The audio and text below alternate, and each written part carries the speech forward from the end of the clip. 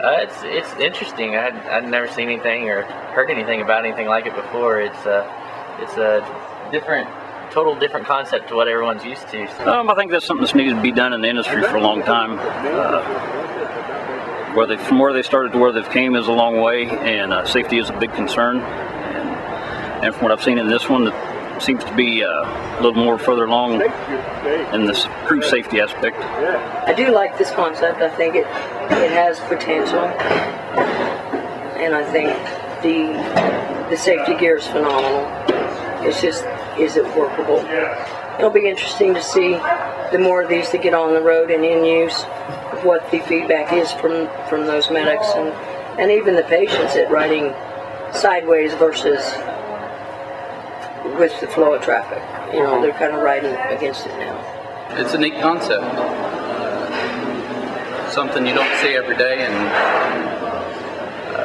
depending on how far it goes, you know, may catch on and be something you'll see every day.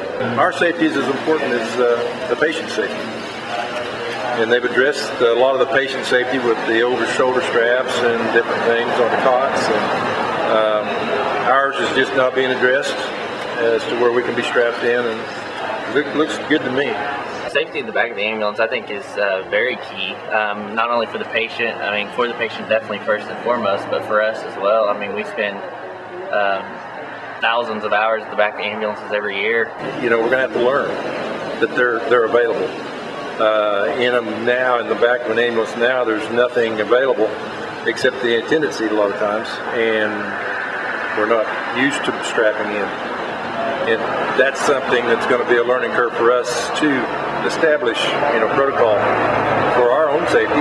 You know, you got to use that stuff whenever it's available, and that's what it's all about. It's our safety too. If you don't care about yourself, nobody will. You can buy the equipment, you can stock the trucks, and it's up to the individual medics to use it and for it to be enforced. It brings our insurance rates down, it brings workers' comp claims down, and it's just an important thing. We use vacuum splints on our units now, which are usually one of the first things I go to if I'm splinting somebody is using the vacuum. Just the ease and the accessibility of them. I mean, they can be formed to fit any type of fracture. So we like the full body vacuum splints in place of backboards in certain situations, like hip fractures with the elderly.